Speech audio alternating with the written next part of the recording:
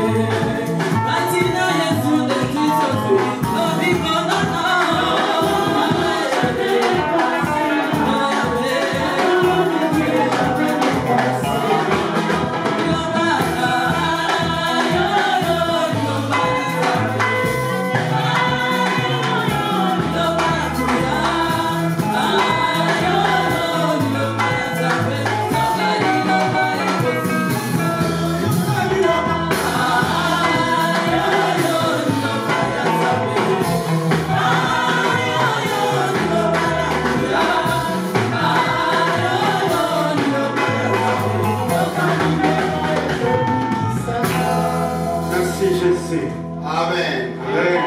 Amen. Prenez place, bien-aimés, dans la grâce et dans l'amour de Dieu. Nous sommes pleinement dans la joie. Avant de passer au message, nous devons déclamer notre confession de foi à la lumière du monde et de droit. À la lumière du monde, nous croyons à la Trinité, un seul Dieu créateur de toutes choses, en qui il y a le Père, le Fils et le Saint-Esprit. Nous croyons en Jésus-Christ, le Seigneur Jésus-Christ est le Fils de Dieu. Nous croyons à sa naissance originale, à sa mort sur la croix, à sa résurrection d'entre les morts, à son ascension au ciel, et au siège à la droite du Père. Nous croyons à la Bible.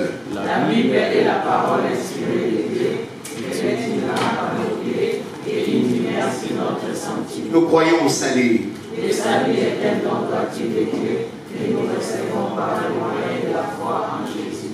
Nous croyons au baptême. Le baptême par l'immersion est testament que nous sommes nés de nouveau, et nous croyons au baptême du Saint-Esprit, dont la première manifestation est le pardon.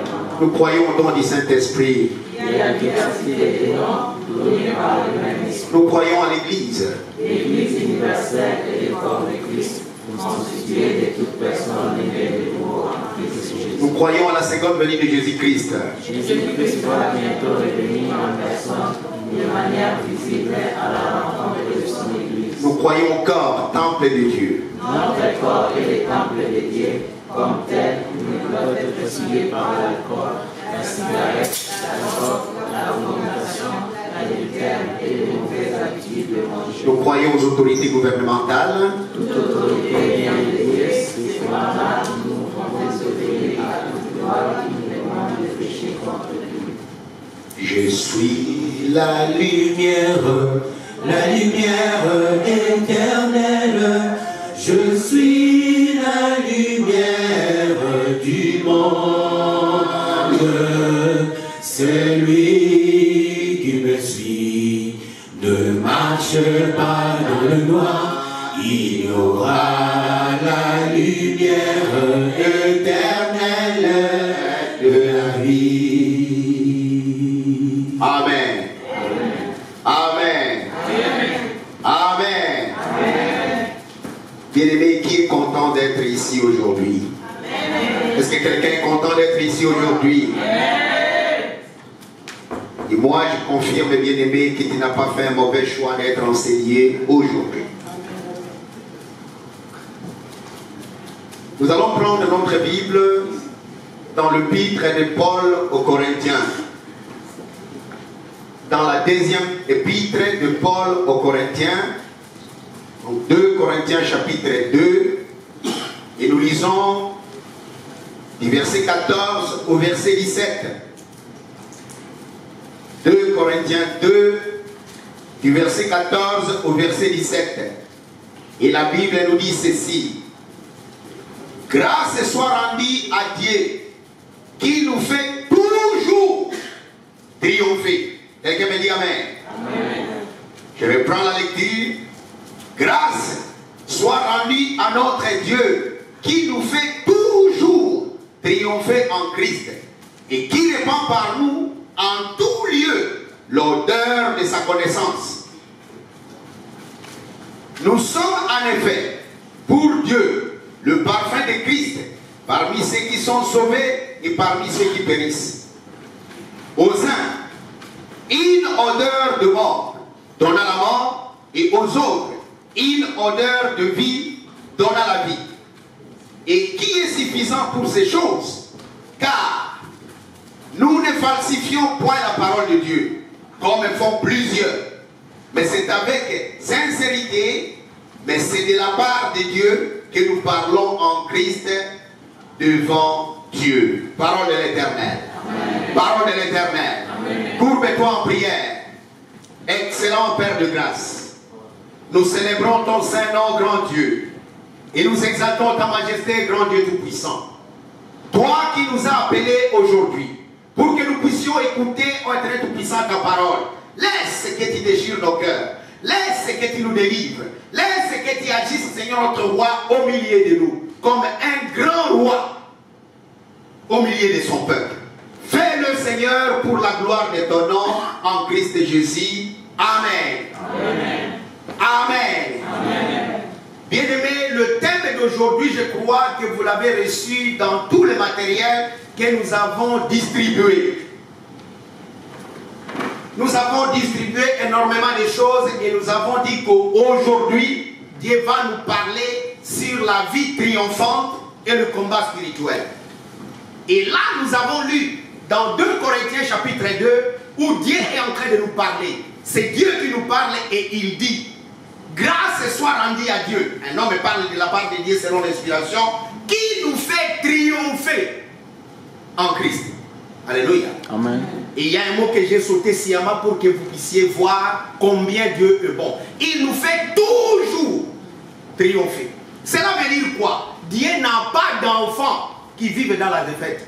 Dites-moi amen. Amen. Aucun enfant de Dieu, aucun enfant de Dieu ne doit vivre dans la défaite. Puisque Dieu nous fait toujours triompher. Amen. Il nous fait toujours triompher. Nous sommes le parfum de Dieu dans sa connaissance. Partout nous répandons l'odeur de la connaissance de Dieu. Et Dieu nous fait toujours triompher. Toujours. Ça c'est très important, bien-aimé, pour que tu puisses comprendre aujourd'hui notre message. Puisque si tu es enfant de Dieu, Dieu te fait triompher. Comment? À cause de l'œuvre que Christ a accomplie à la croix, Dieu a créé il a amené à l'existence des hommes et des femmes triomphateurs, de gens qui sont bénis et qui marchent constamment dans sa parole, dans sa présence et dans son obéissance. Et toi, si tu es là, tu dois être parmi ces hommes et ces femmes triomphateurs. Mais pour comprendre de quoi il s'agit dans la vie triomphante et dans le combat spirituel, nous devons rentrer dans la parole. Ça, c'est très important, car Dieu ne fait rien en dehors de sa parole. Si tu n'as pas sa parole, tu ne peux absolument rien faire. Et nous allons le prouver dans cette séance d'aujourd'hui. Donc nous allons absolument nous baser sur le sens des Écritures pour prouver ce que Dieu fait dans notre vie. Or, selon la Bible, notre seule source, c'est Dieu. Quelqu'un me dit amen. Amen. Notre seule source, c'est Dieu. Ça veut dire quoi? À travers son esprit, à travers sa parole, Dieu intervient dans notre vie. Il intervient dans notre vie. Et là, quand il intervient, il a des moyens qu'il utilise pour intervenir. Ça peut être des anges, ça peut être d'autres personnes humaines, ça peut être des circonstances. Mais lui, c'est la source. Mais très souvent, les gens s'accrochent aux moyens plutôt qu'à la source. Dites avec moi, Dieu est ma source. Dieu est ma source. Dieu est ma source. Dieu est ma source. Voilà, bien-aimé. Si Dieu est ta source, tu comprendras aujourd'hui comment tu es plus qu'un vainqueur, puisque c'est Dieu qui est ta source. Nous sommes en train de parler du combat spirituel. Mais le combat spirituel n'a pas commencé sur la terre. Le combat spirituel n'a pas commencé sur la terre. Le combat spirituel a commencé au ciel. Est-ce que vous êtes avec moi? Amen. Suivez-moi très bien aujourd'hui, bien-aimé. Le combat spirituel a commencé où? Au ciel. Puisque si toi tu es sur la terre et que tu ne sais pas que sur la terre il y a toujours le reflet de ce qui se passe sur la terre au ciel, et que si tu ne comprends pas toujours lier la terre au ciel, tu seras un terrestre permanent, comme une poule qui ne peut pas voler. Alors que Dieu t'appelle à être un aigle royal qui vole au-dessus des circonstances, qui vole au-dessus des nuages et qui regarde la terre. Alléluia. Amen. Donc ça c'est très important, bien aimé, de comprendre que notre victoire terrestre, c'est une victoire qui est déjà accomplie dans l'invisible. Et c'est par la foi que nous nous saisissons de ce qui est invisible pour l'appliquer dans notre propre vie. Si nous comprenons cela, nous verrons combien Dieu marche avec nous dans notre vie. Alors, nous allons voir que le combat spirituel ne commence pas sur la terre. Le combat spirituel commence au ciel. Quand Jean-Baptiste a dit, voici l'agneau de Dieu qui ôte le péché du monde, les gens ont cru que l'agneau est là maintenant. Alors que nous, sur la terre, nous croyons que c'est il y a 2000 ans que l'agneau a été immolé. La Bible nous dit que cet agneau a été immolé bien avant la fondation du monde. Amen. Donc, ce qui est visible, c'est accompli déjà dans l'invisible. Ta victoire est là. Ta destinée est là. C'est à toi d'appliquer quelque chose que nous allons voir aujourd'hui pour que cela devienne réalité dans ta vie. Nous allons prendre notre Bible dans Apocalypse, chapitre 12, au verset 7. Nous sommes dans Apocalypse, chapitre 12. Nous lisons à partir du verset 7 jusqu'au verset 9. La Bible nous dit ceci. Il y guerre dans le ciel. Michel et ses anges combattirent contre le dragon. Et le dragon et ses anges combattirent. Mais ils ne furent pas le plus fort. Et leur place ne fut plus trouvée dans le ciel. Il fut précipité, le grand dragon, le serpent ancien, appelé le diable et Satan. C'est lui qui séduit toute la terre et fut précipité sur la terre, et ses anges furent précipités avec lui. Parole de l'Éternel. Parole de l'Éternel. Parole de l'Éternel. Bien aimé, avant de continuer, je vais d'abord éclaircir une chose sur le livre dans lequel je puisais ce passage. Il s'appelle comment? Apocalypse. Quand les les gens écoutent Apocalypse, ils croient que ce sont des choses qui viendront. Apocalypse veut tout simplement dire révélation. Et la révélation dans Apocalypse, vous avez la révélation des choses qui se sont déjà passées. Vous avez la révélation des choses qui sont en train de se passer. Et vous avez la révélation des choses qui viendront dans l'avenir. Loba, amen. Amen. Donc, la révélation ici, on nous dit qu'il y a guerre. Où? Dans le ciel. Ça ne se passe pas aujourd'hui. Ça ne se passera pas. Ça s'est déjà passé. Puisque si vous lisez Apocalypse en croyant que ce sont des choses qui viendront, il y aura un hécatombe quelque part, vous êtes en train de vous tromper. Vous n'avez rien compris. Puisque déjà dans Apocalypse 1, la Bible nous présente Jésus comme quelqu'un qui a une épée à double tranchant dans sa bouche. Et il vient, il dit, il tient dans sa main la clé de séjour des morts, la clé de la mort et de séjour des morts. Est-ce que ça se passe maintenant? Non. Ça se passera après? Non. Ça s'est déjà passé. Ça s'est déjà passé. Donc, quand il comprend Apocalypse, il ne faut pas regarder Apocalypse pour attendre des choses qui viendront, mais il faut comprendre qu'il y a des choses que Dieu nous a déjà révélées. Il est en train de nous révéler d'autres choses maintenant, et il va nous révéler d'autres choses. Alors, ici, on nous dit qu'il y a guerre. Où? Dans le ciel. Alléluia. Amen. Il y a guerre où? Dans le ciel. Alors, quand cette guerre a éclaté, on nous présente ici Satan le diable. Qui était son correspondant? Est-ce que c'est Dieu? Non. Satan ne peut pas combattre Dieu, puisque Dieu est son créateur. Amen. Mais qui est-ce qu'il a combattu? Michael, un archange comme lui. Un archange fidèle est en train de combattre un archange déchu, rebelle. Donc, si Satan a été précipité, ce n'est pas Dieu qui l'a précipité. C'est un archange qui lui a dit: tu n'as plus de place ici, monsieur. Tu dois partir. Alléluia. Amen. Et il a été précipité où? Ce que je suis en train de vous dire, c'est ce que j'avais encore étalé ici dans Ésaïe 14 et Ézéchiel 28. Satan a été précipité. Quand il a été précipité, il a quitté le trône de Dieu, où il était en train de donner la perfection, de mettre le sceau de la perfection à l'œuvre de Dieu. Maintenant, il n'est plus là-bas. Où est-ce qu'il est allé? On l'a sorti du ciel. Et quand vous comprenez ça, vous regardez maintenant dans le livre de Genèse. Au commencement était... Voilà. Mais au commencement, Dieu créa le ciel et la terre. Mais sur la terre, il y avait des ténèbres. Elles sont venues d'où? Loba, amen. Amen. Loba, amen. Amen. Les ténèbres sont venues d'où? Satan n'est plus là. Là, la terre n'est pas encore créée quand il a été précipité. La terre n'est pas encore créée. Jésus n'est pas encore venu. Guerre au ciel, Satan qui sort. Il n'est plus là.